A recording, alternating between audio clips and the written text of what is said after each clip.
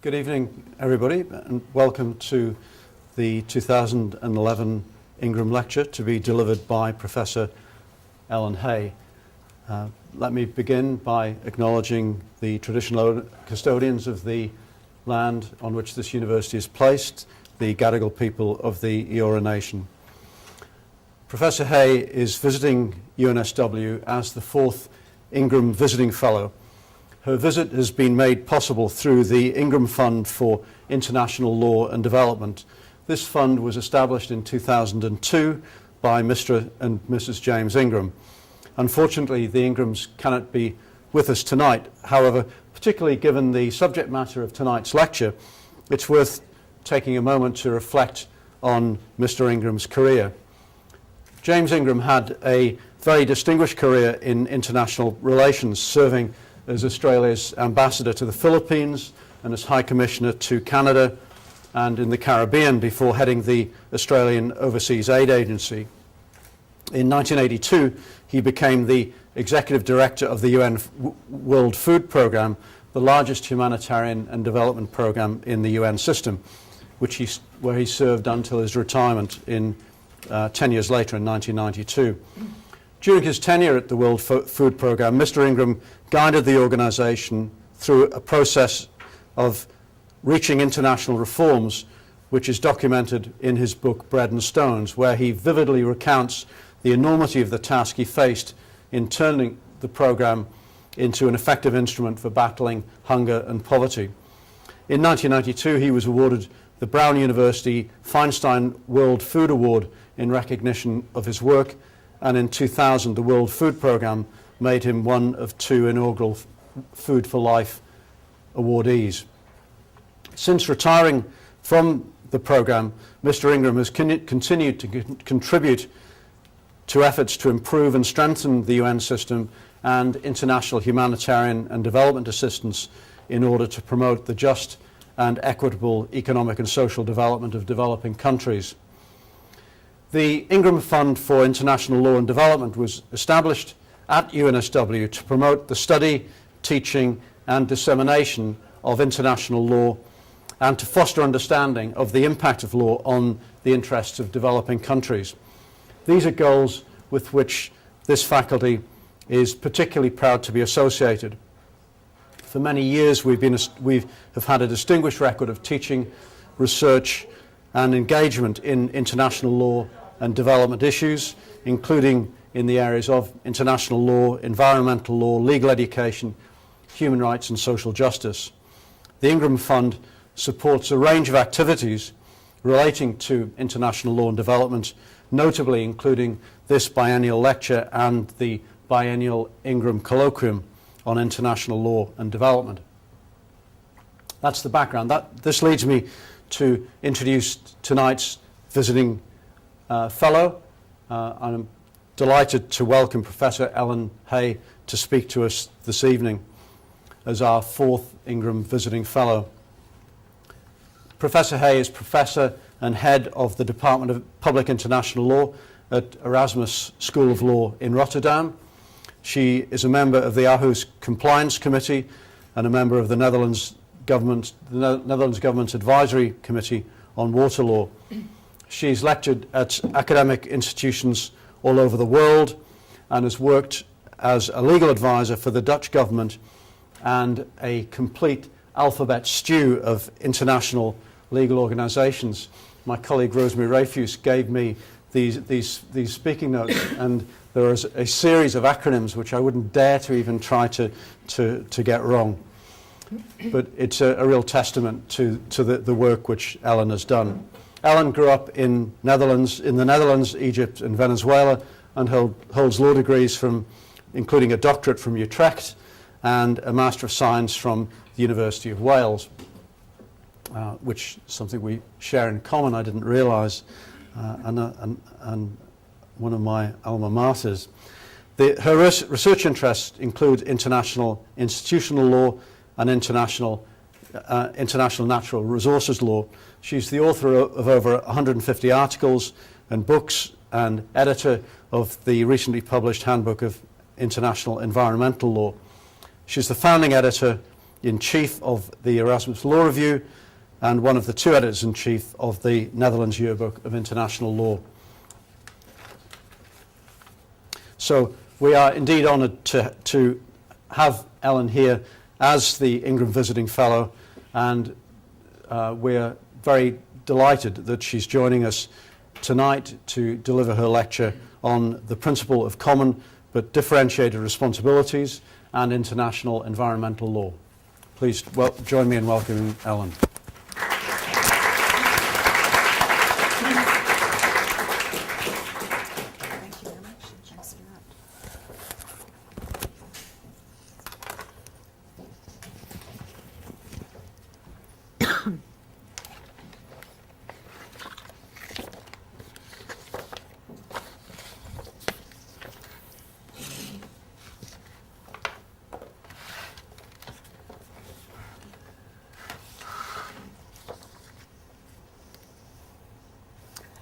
Thank you, David, for your very kind words of introduction, and Rosemary, thank you for counting my publications. I've never done that before, but it's nice to hear that there is a relatively large number of them. Before getting on to this evening's topic, I would like to express some further notes of thanks. In particular to the School of Law of the University of New South Wales, Dean David Dixon in particular, for giving me the honour of holding the Ingram Visiting Fellowship and inviting me to deliver this lecture tonight. Thank you also to Sarah Williams and Rosemary Rafus for making an enormous amount of arrangements to make my visit possible here. And thank you, Rosemary, for making the link between my sabbatical and the Ingram Fellowship, because if you hadn't done that, I wouldn't have been here today. As a very special note of thanks is due to Mr. and Mrs. Ingram for instituting the Ingram Fund and making my stay at UNSW Faculty of Law possible. Without the fund, there would have been no lecture today, and there would have been no stay at UNSW Faculty of Law for me. I am particularly delighted that you, Mr. and Mrs. Ingram, took the initiative to establish a fund that facilitates academic research in the discipline of international law and as related to development, a topic that is close to my heart, both for personal and professional reasons. And that brings me to another reason why I think the Ingram Fund is special. It brings together individuals of various backgrounds from across the globe who are enthused and driven by similar concerns. Without the Ingram Fund, Dr. Deepika Udagama and I would not have met, we would not have shared an office, and now I know all four or all three other Ingram Fellows. And because Dr. Udagama is one of my predecessors in holding the Ingram Fellowship. She held the fellowship in 2007, and I'm really glad you're in the audience today. I'm also very glad that we met, and I trust that we will keep in touch. In short, I am delighted to be here, and I look forward to continuing the exchange of ideas with members of staff, which has already been very inspiring. And next term, I also look forward to engaging with students of the Faculty of Law. On to the topic of this evening's lecture, the principle of common and differentiated responsibilities, or as I will be referring to it, the principle of CBDR. I will address the principle in the context of international environmental law, and I will make frequent references to the climate change regime because it's there that I think the principle is best illustrated, or easiest illustrated, if you will. I will discuss three themes and a number of challenges related to those themes. The first theme is about origins, objectives, and the content of the principle. And I think the challenge there was, how do we face inequality? How do we address South-North relations? The second theme is, how has the principle been implemented? How does it address South-North relations? And I think the challenge there is the development of a new dialogue in international law, international environmental law in particular, and how do we face institutional imbalance? And then the last theme I will discuss is the climate change regime post-Copenhagen, that is after December 2009, when the Conference of the Parties met in Copenhagen. And the challenge now, I think, is how do we revitalize the dialogue, and how do we keep and get everybody on board, or all states on board? Before I delve into these topics, I want to present you, for those of you who might not be familiar with the principle, with a very short and summary of what the principle entails. And I think what the principle basically entails is that while states pursue a common goal, in this case protection of the environment, states take on different obligations. And those obligations depend on two things: their contribution or historical contribution to the problem, i.e. the environmental problem at stake, and also on their socio and economic situation, and thus their ability to address the problem at stake. Now, during the course of this lecture, the reason why historical is in parentheses will become apparent. The principle of CBDR became current in international environmental law as of the early 1990s, and in particular after the 1992 United Nations Conference on Environment and Development that was held in Rio de Janeiro and led to the so-called Rio Declaration. The principle, however, is not unique. Although it's not called the principle of CBDR in other areas of law, we do find making distinctions on the basis of the socio-economic situation of states in other areas of law. And you find three examples here. There are others. The first one I think is interesting because it shows that making distinctions on the basis of socio-economic situation of states actually goes back quite far, i.e. the early 20th century. Because the 1919 Versailles Peace Treaty, in its Article 405, third paragraph, contains a reference to socioeconomic differences between states and suggests that that can be a basis for adopting different rules for different types of states. We find a copy of that article, of Article 405, paragraph 3 of the Versailles Peace Treaty, today in the Constitution of the International Labour Organization, which has a very archaic way of writing it up, I find. It says that regard shall be given, and then I quote, to those countries in which climatic conditions, imagine originating in 1919, the imperfect development of industrial organization or other special circumstances make the industrial conditions substantially different. And what this enables the states who participate in the ILO to do is when they adopt a convention or an ILO recommendation, they can actually establish different rules for different types of states depending on their socioeconomic conditions. And an example of a convention which does just that is the 2000 Convention on Maternity Protection, which is ILO Convention 183. And that convention, in its Article 7, says that if the socioeconomic situation of a country so demands, then, or so suggests, then lower maternity compensation can be afforded to women when they're on maternity leave than the general articles of the convention suggest. In addition, there's Article 18 of the GATT, which was in the GATT when it was concluded in 1947, and is now, of course, part of the World Trade Organization in which the GATT agreement has been incorporated. Article 18 allows states in their mutual trade relations, when they're developed and developing states, allows them to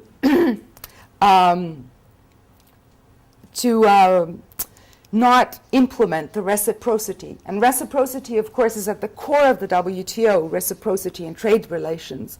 But this Article 18 allows for releasing that reciprocity, which means that developing countries, if they have an upcoming industrial sector, may, under lots of circumstances, but may institute certain tariffs.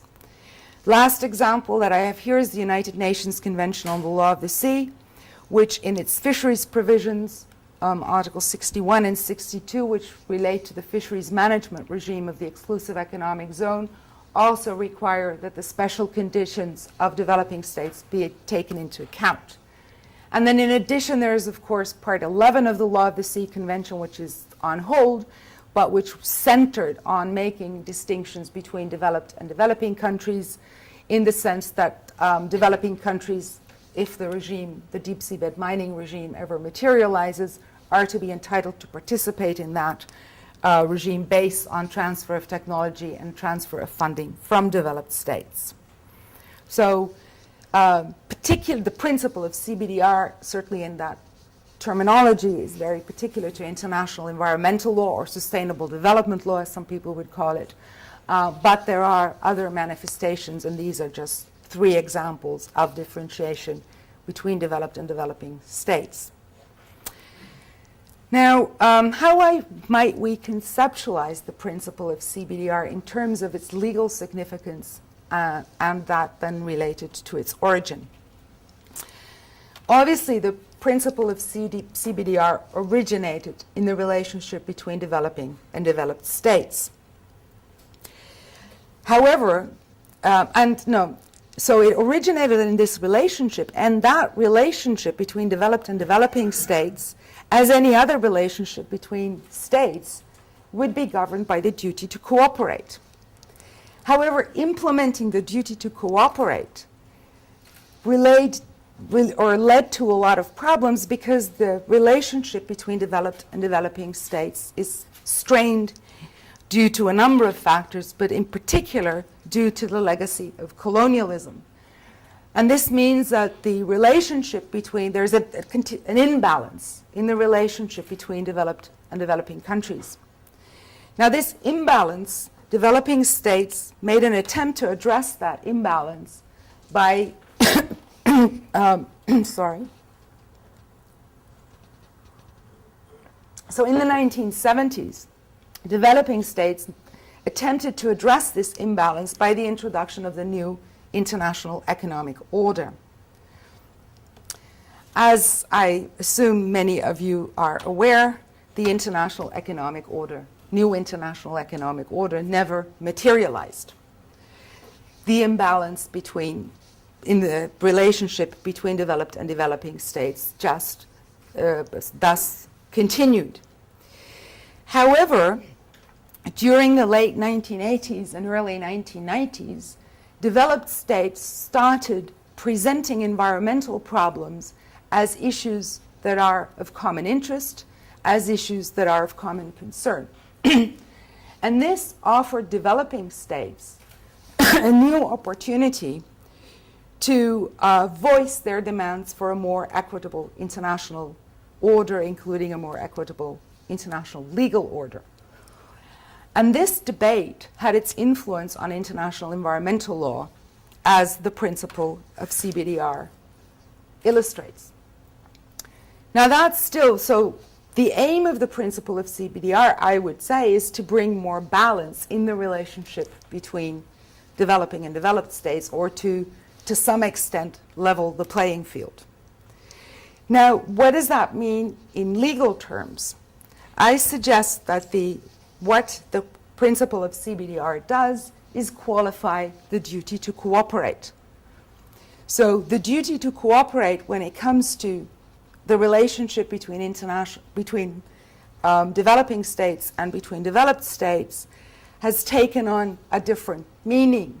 It means that the differences between these type of states are to be taken account and are to be given legal significance, and in a moment we'll see how that is actually done in international environmental law.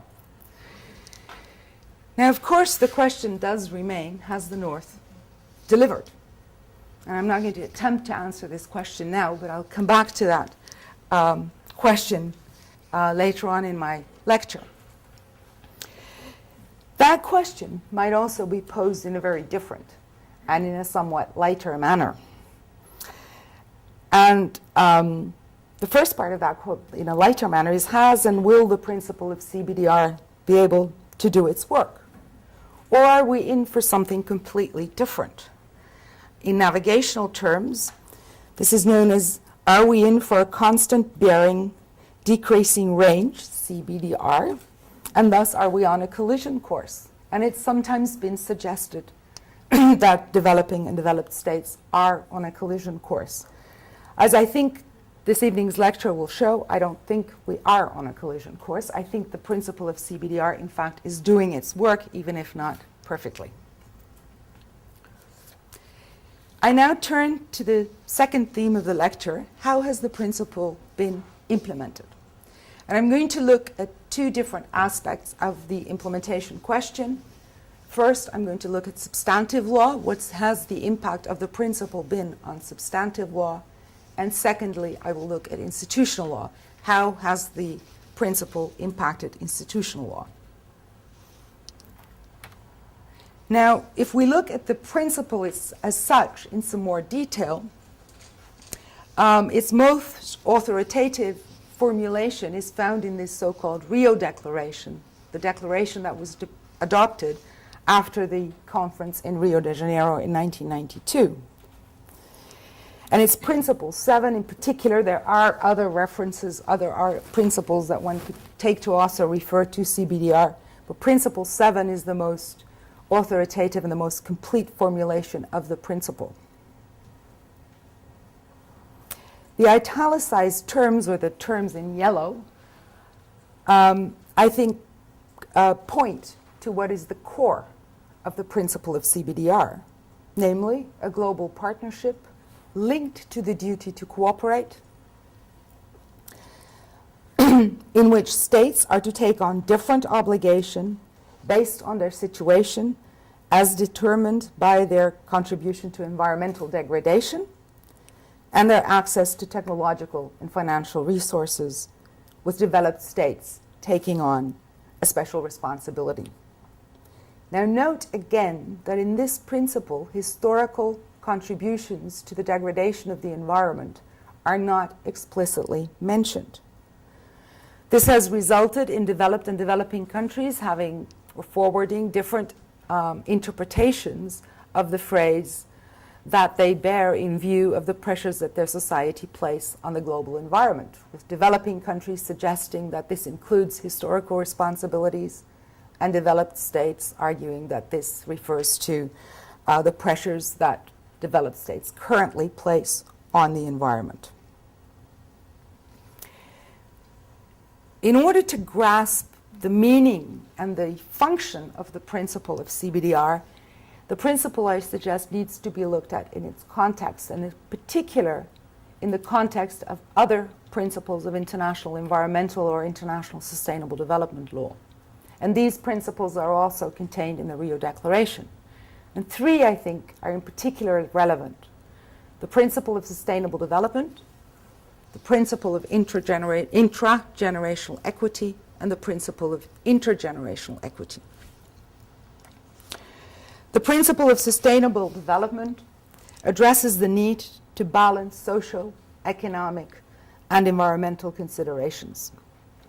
The principle of intragenerational equity addresses equity among members of a generation and is particularly relevant in the South-North context. But note that it focuses on equity between individuals and groups in society, and is not necessarily formulated, at least not in the Rio Declaration, as a principle that applies primarily to states. The principle of intergenerational equity then addresses equity between members of different generations. And again, it focuses on individuals and groups in society and not primarily on states. I suggest that the interrelationship between the four principles can be characterized as follows. The principle of CBDR translates the principles of inter- and intragenerational equity to the interstate level. So bringing those principles, as it were, up to the interstate level and making them relevant at that level. Because the principle of CBDR, as we saw, addresses states, because it says states shall cooperate. And all of this then with the view to attaining sustainable development. The principle, I suggest, thereby focuses on leveling the playing field, and as a result emphasizes the need to attain some level of material equality between different types of states or different states. It does that rather than focus on formal equality, which of course is central to the notion of state sovereignty in international law. So somewhat of a focus on material equality. How then has this principle been implemented? I will first address where, and then I'm going to address how. The where question is relatively easy to deal with. The principle of CBDR gets implemented through multilateral environmental agreements, or MEAs. Now, what's an MEA? An example is the CBD, the so-called the Convention on Biological Diversity, adopted in 1992. Also, the Convention Against Desertification, adopted in 1994. The United Nations Framework Convention on Climate Change is another example of multilateral environmental agreements. And these are broad framework agreements within which then further annexes may be adopted, like the Kyoto Protocol, and in which the Conference of the Parties take numerous decisions which serve to implement the convention. And these are very numerous decisions. In fact, if you look at the handbook of any of these conventions, which you can find on the website, I would advise not to print them out because it's too much paper. Read them on screen. So the principle of CBDR gets implemented in environmental law through multilateral environmental agreements. However, there's only one convention that actually includes a formulation of the principle of CBDR, and this is the United Nations Framework Convention on Climate Change. All the other MEAs implement the principle, but they do so in a substantive way, but without reformulating the principle. And what you see here is Article 3, Paragraph 1 of the United Nations Framework Convention on Climate Change, which, as you can see, includes a formulation of the principle and thereby includes the principle as one of the important principles that guide implementation of the UNFCCC. And as you can see, the underlined part shows how the principle is linked to the principles of intra- and intergenerational equity, the reference here to present and future generations of humankind. Note, again, no explicit reference in this provision to historical contributions to the climate change problem. What did the developed states then agree to do in terms of the legal instruments of the climate change regime? Well, they basically, at least that's what they've been articulating, they agreed to accept special responsibilities, and that they understand those responsibilities as depending on the contribution that their societies at present make to the climate change problem. And also they have agreed to adopt this special responsibility because of the financial and the technological capabilities that they have. So they're in a better position to address the problem. However, recently, in a non-legally binding decision, which is part of the climate change regime, they have actually recognized this link between history and their current responsibility, and I will come back to that later. The first question to address now is, well, how have MEAs then implemented the principle of common but differentiated responsibilities?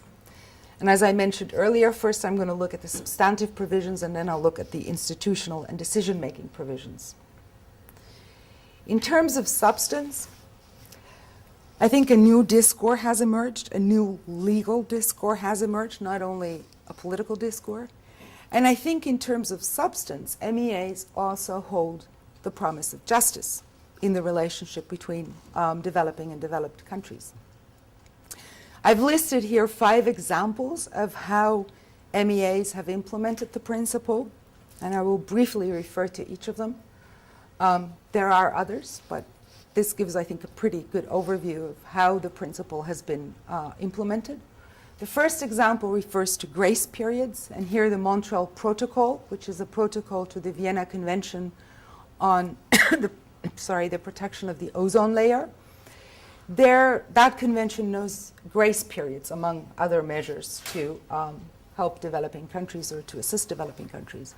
What does a grace period mean? It entails that when a developing country becomes a party to the instrument, it is allowed a certain amount of period, a certain period of time before it actually has to comply with all the measures in the convention. And in the Montreal Protocol, for some obligations, this was a period of 10 years. The second example, substantive obligations for developed and economy in transition countries only. And of course, here the Kyoto Protocol is the example par excellence, where only developed and economy in transition countries have to meet emission reduction standards, while developing countries do not. A third example, which is contained in just about every MEA, is that implementation by developing states is conditioned on developed states transferring financial resources and technology to developing states. Now, these provisions usually are not formulated in terms of obligations, but in terms of commitments, and of course lawyers can spend a long time thinking about what that means. Obviously, the developed states didn't want to say obligations, and the developing states would have loved that, but the term commitments is what's in there. If you want to look at examples, there's 2 examples listed here, but you find similar provisions in all, or at least most MEAs. Another example is special substantive provisions in the relationship between developed and developing countries. And the most prominent example of that, although it's not the best example because it hasn't entered into force, is the 1995 amendment to the Basel Convention on Transboundary Movements of Hazardous Waste. This amendment would prohibit the transfer of hazardous waste from OECD member states to non-OECD member states. The fact that it hasn't entered into force, of course, also shows how contentious these issues are. And then there's the last example refers to compliance mechanisms and assistance to developing states in case of non-compliance. Now, compliance mechanisms, of course, apply to all states, parties to an MEA. They're not dispute settlement provisions. They're mechanisms in which it is assessed whether a state is able and is complying with the convention at stake. And if not, remedial measures can be recommended. And in case of developing states, those remedial measures usually include further assistance, further capacity building. One thing to note, although we have these non-compliance procedures and they apply to all states, if you look at the statistics as to who they really are applied to, it's mostly developing states, which again creates a bit of an imbalance, or creates an imbalance. Nevertheless, I would suggest that these and other substantive provisions of MEAs have changed the discourse. And if you were to look at just this, I think there is also a promise of justice. Now, if we look at my next point, which is the how, but now the institutional part of things, we see a rather different picture. Why is this? Remember, one of the important provisions of all these MEAs is that technology and economic resources shall be transferred to developing states from developed states. However, it's exactly that part of the MEAs that has, to a large extent, been outsourced to the World Bank. And of course, in the World Bank, decision-making takes place in a quite different manner than it does in MEAs. Now, all of you might say, well, yeah, but all of these institutions take decisions by consensus, and you're right, they all do. But it's very different if you're trying to reach consensus, and behind you, somewhere behind you, is one state, one vote. Or whether somewhere behind you is, whoever pays has most votes, and thus gets to decide. And I suggest that even if the World Bank were taking the right decisions all the time, this creates a situation of distrust. So, whatever the World Bank does, as long as this issue doesn't get addressed, the World Bank is going to be distrusted, that's not all right. The developing countries are going to distrust the World Bank because they have much of a lesser say in the World Bank than they do in MEAs.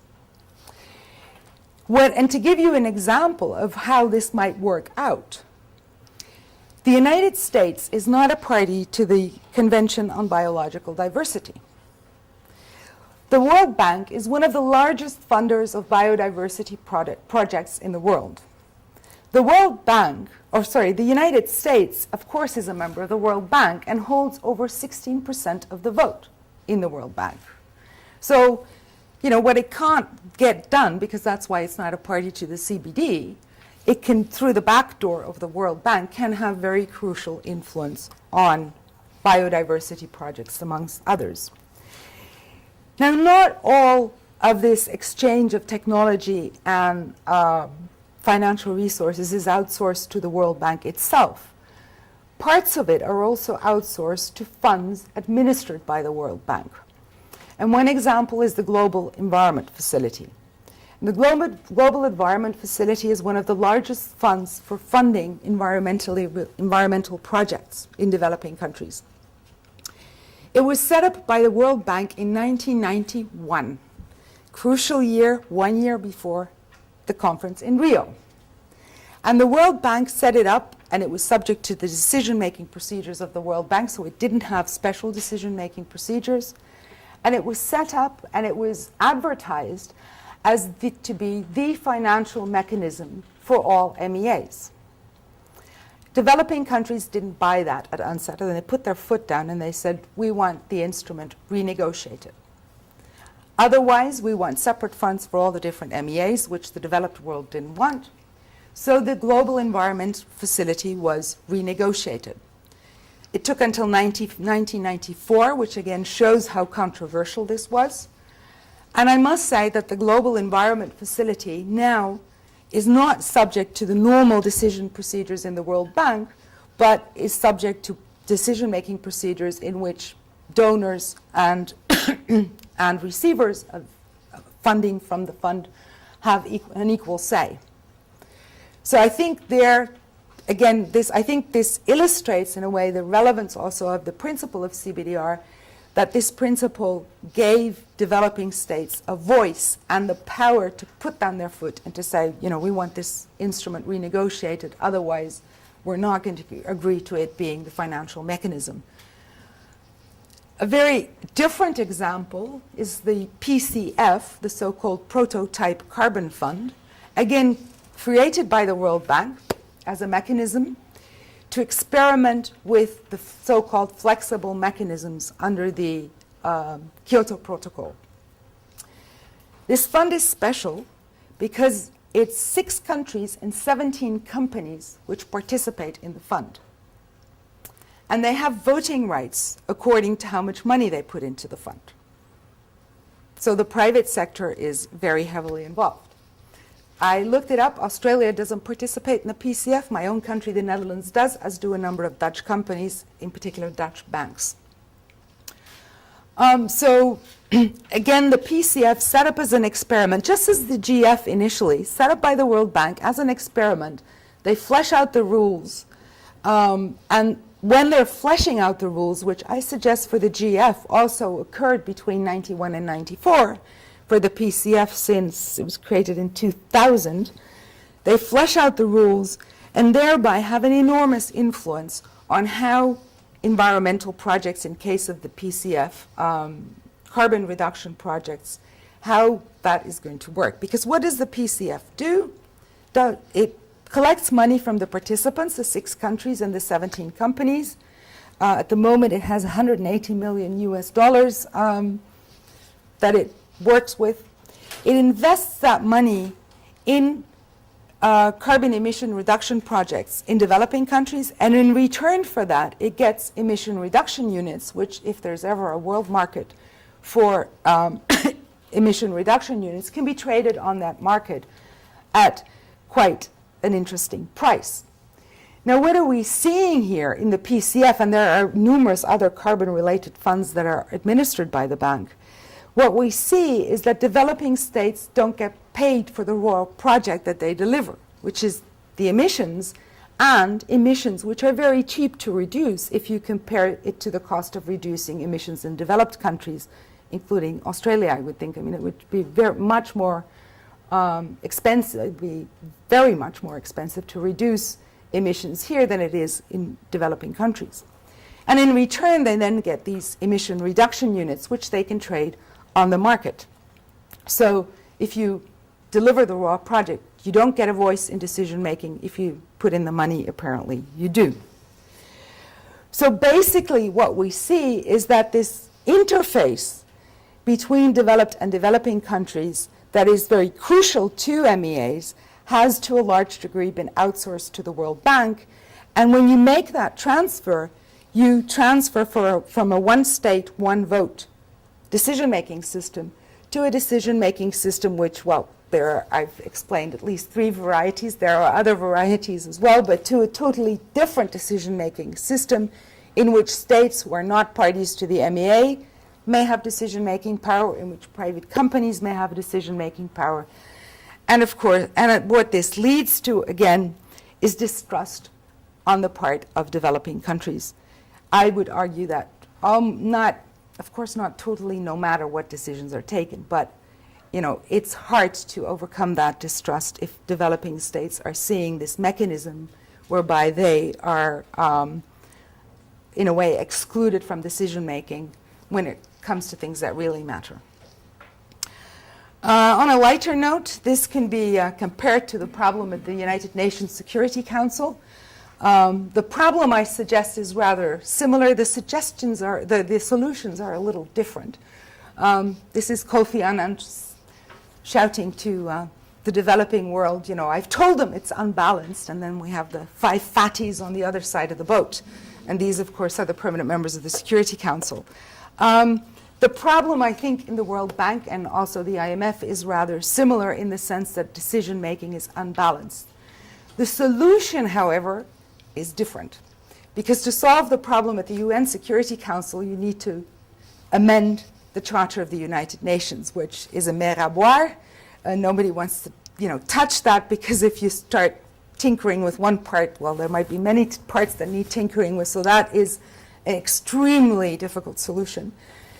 The advantage, in a way, is that you don't actually need to change the Articles of Agreement of the World Bank and the institutions associated with the bank, because they determine that who puts in most money also has most to say.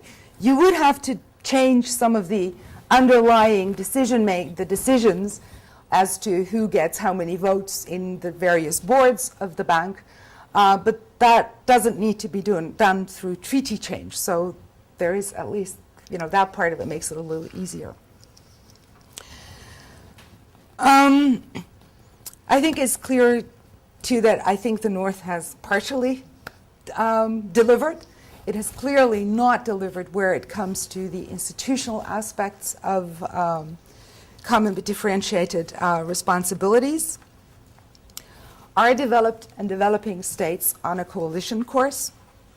I don't think they're on a collision course, because I think the principle of CBDR has done its work and is continuing to do its work. And that is what I want to illustrate in the remaining part of the lecture. I want to illustrate how in more recent times, despite the fact that some of my colleagues have suggested that the principle of CBDR had become totally irrelevant after Copenhagen. Alan Boyle mentioned this at one meeting.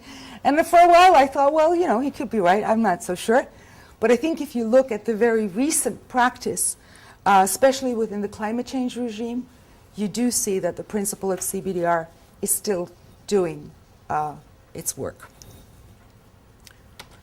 What has been achieved?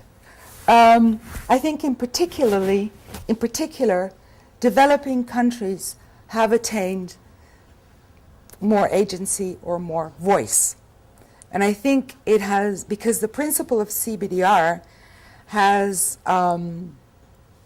recognized as valid those arguments that seek to draw legal consequences, and legal is important here, not just political consequences, but it has recognized as valid those arguments that seek to draw legal consequence from the different contributions of state to environmental problems and from the different capabilities that states have to address the problem. In other words, the discourse, the legal discourse, has changed considerably.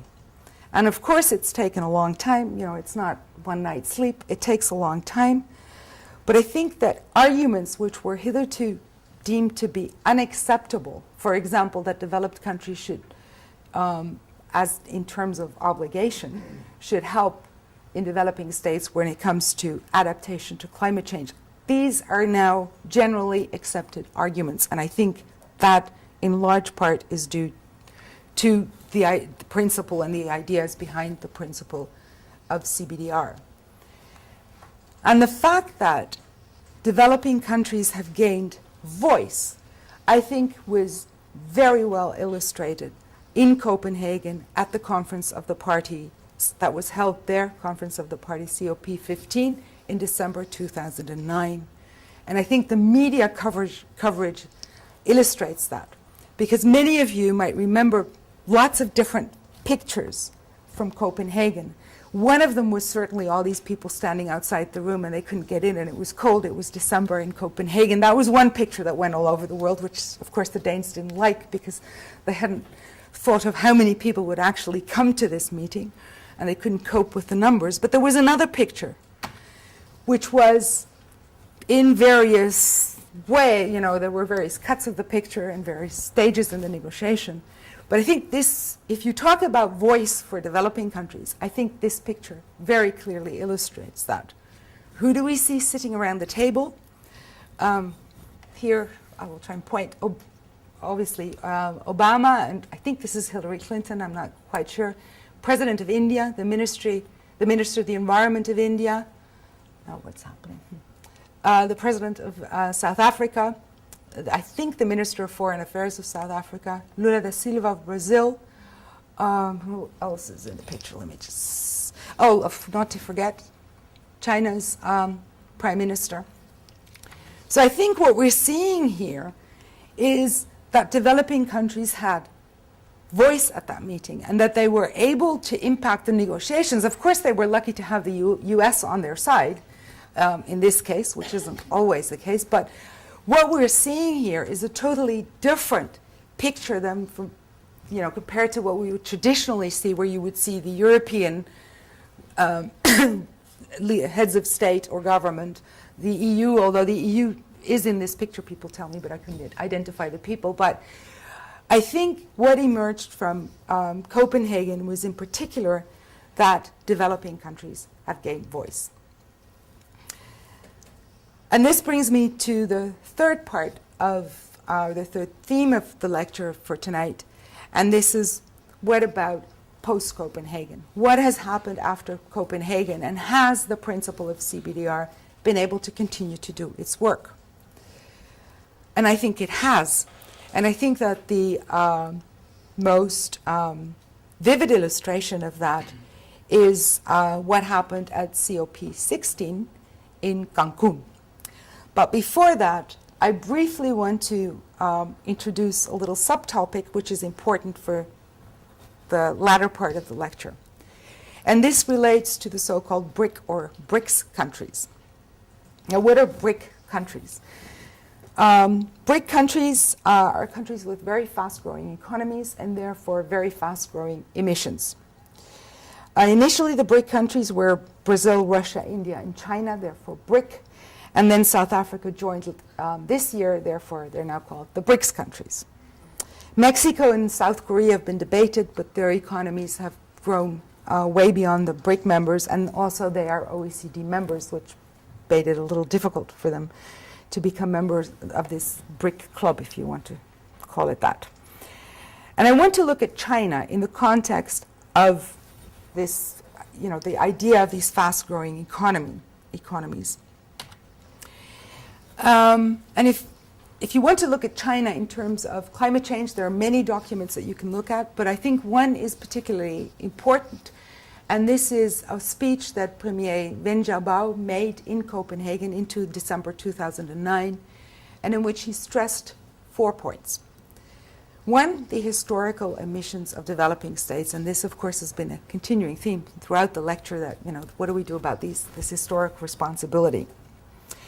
Second theme he rose was the high per capita emissions of developed countries, and in particular, the fact that they're related to consumption. Now, that might require a bit of an explanation, but if you have on you or with you anything that is made in China, and that in the production process leads to CO2 emissions, those CO2 emissions are counted to China and not to Australia or to the Netherlands in my case. So if products are produced, or so the accounting is as such under the Kyoto Protocol that the country where the product is produced, the emissions are counted to that country instead of where the product is consumed.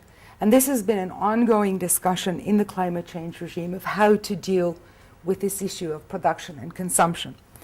And an important point raised by Prime Minister Wen Jiabao in Copenhagen.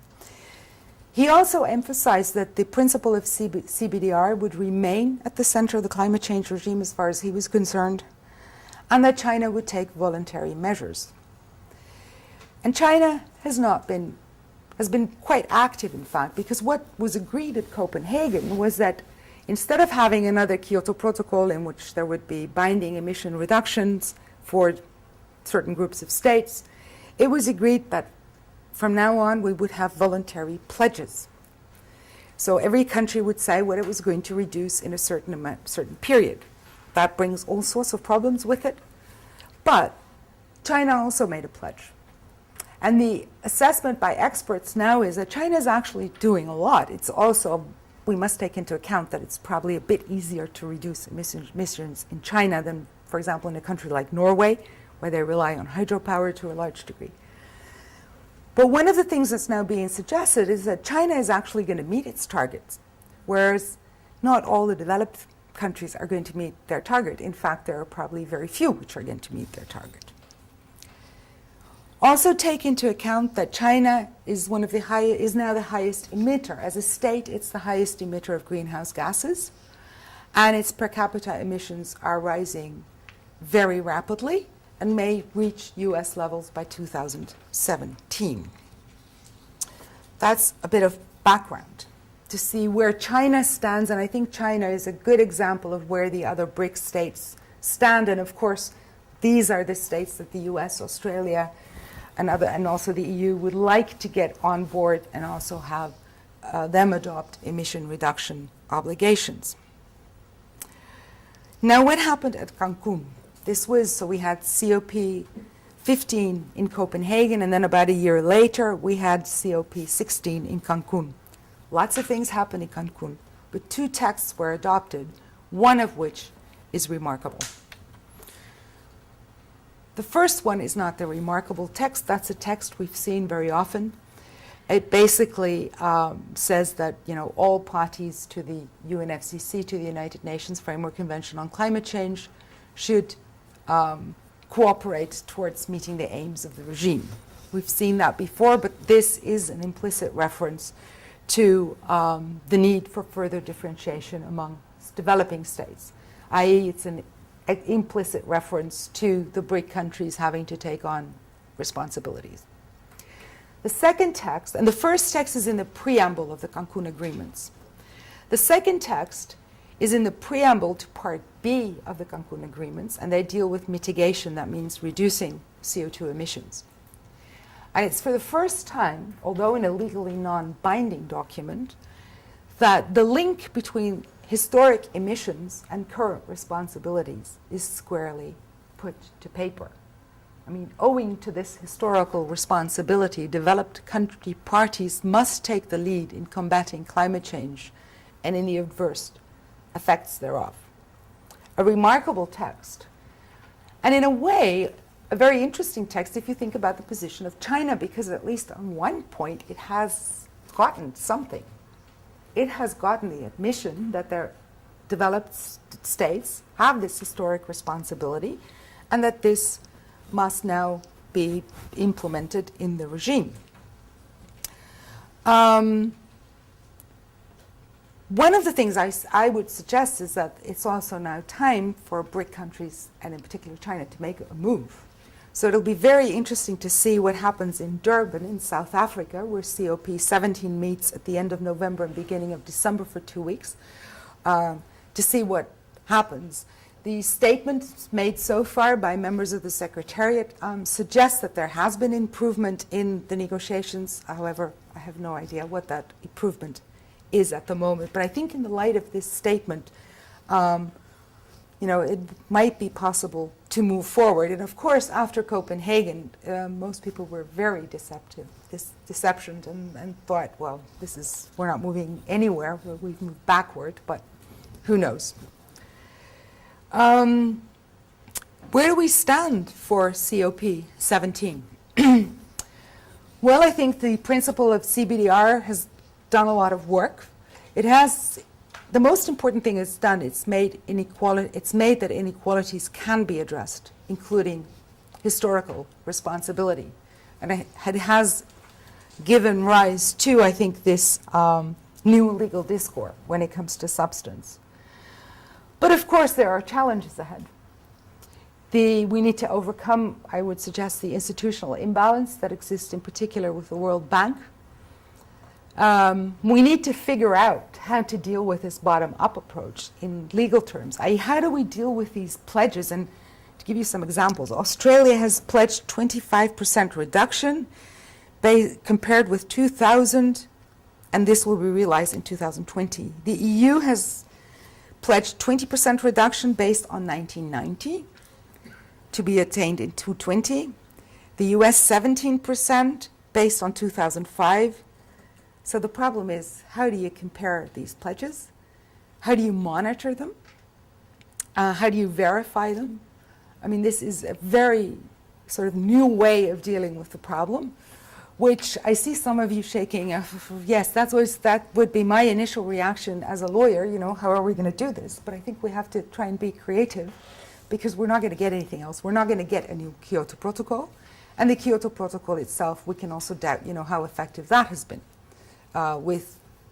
Even if countries would have met their obligations under the protocol, it's not at all sure that climate change would have been properly addressed, but we also know that most countries are not going to meet their obligations under the protocol. Then there's the production-consumption issue, which I discussed earlier, that needs to be addressed. And in addition to that, there's the issue of how do we attain universal participation. And universal participation is not only about getting further differentiation between developing countries, which a lot of this talk has been about. How do we get China on board? How do we get Brazil? How do we get India on board? It's not only about that. It's also about how do we get the US on board, because remember, the US is not a party to the Kyoto Protocol. And how do we keep countries like Australia, Canada, and the EU on board? So it's not only about, universal participation is not only about more differentiation amongst developing states. It's about keeping and getting on board a number of other countries as well. So in rounding off, how has the principle of CBDR fared? As mentioned, I think it has introduced significant substantive changes in international environmental law by qualifying the duty to cooperate and what that duty means in the relationship between developed and developing states. It has had a significant impact on multilateral environmental agreements and has made difference something to engage with, and not only to engage with in political terms, but also in legal terms. The challenges listed, of course, indicate that there's a lot to be done, and this is not true only for climate change, because in particular the first and the last challenge, overcoming institutional imbalance and attaining universal participation, also apply to a lot of other MEAs. Given what was agreed in the Cancun agreements, and in particular the text linking historic emissions to present responsibilities, I suggest that developed and developing countries are not on a collision course, are not on a CBDR course. However, I do suggest that the principle of CBDR as we know it in international environmental law, i.e. common but differentiated responsibilities, is continuing to do its work. And it's keeping developing and developed states away from a collision course, as illustrated by, I think, the paragraph in the Cancun Agreement referring to this historical responsibility. Now, the question, of course, is the real question, although it's a very different question than the one I addressed tonight, is whether there is enough political will to get developed and developing countries up to speed. Now, a lot of pictures have been about boats, and that's a bit of a coincidence, but this is the Sydney-Hobart race taking off in 2010. I think that's a mistake there. In fact, I'm sure it's a mistake. When you're involved in a boating race, it's the relative speed that counts. But when you're involved in addressing climate change, it's the speed that we all get up to that counts. So through some of the comparisons that I've made to boating and boating terminology only go so far. Because the question here, of course, is can we meet the challenges that climate change poses for society as a whole? The oceans of change some have referred to it. I'm not going to try and answer that question. I'm going to say thank you very much.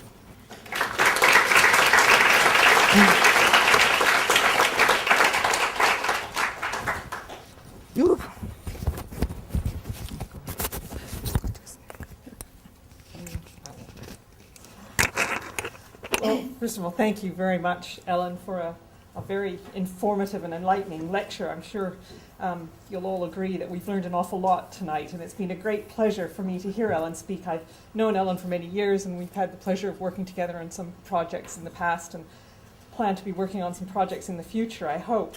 But the principle of CBDR that Ellen has been talking about is a principle that's basically designed, as she said, to promote equity, equality, and essentially social justice. And those are themes that this law school has been very proudly associated with. So I think it fits very nicely with our ethos here at the law school. But the basic premise of the principle that in view of the different contributions of developing versus developed states to global environmental degradation, states have common but differentiated responsibilities, is, as Ellen has noted, basically essentially uncontentious. But the difficulty, as in all things legal, comes in working out the core content of the principle and the precise nature of the obligations it entails. And in large part, this has been because of two very conflicting views of the principle that Ellen has mentioned, one being that the principle is based on the difference that exists with regard to level of economic development, and the other being that the principle is based on differing contributions that have been made to global environmental degradation, and not on differing levels of development. And that's been a fairly, shall we say, I've lost the terminology, but a fairly game-changing argument between the two sides. There has been no resolution to it at the present time. However, it may actually come. Now, we've seen this disagreement very clearly noted in the climate change context, in the debates about the criteria for differentiation.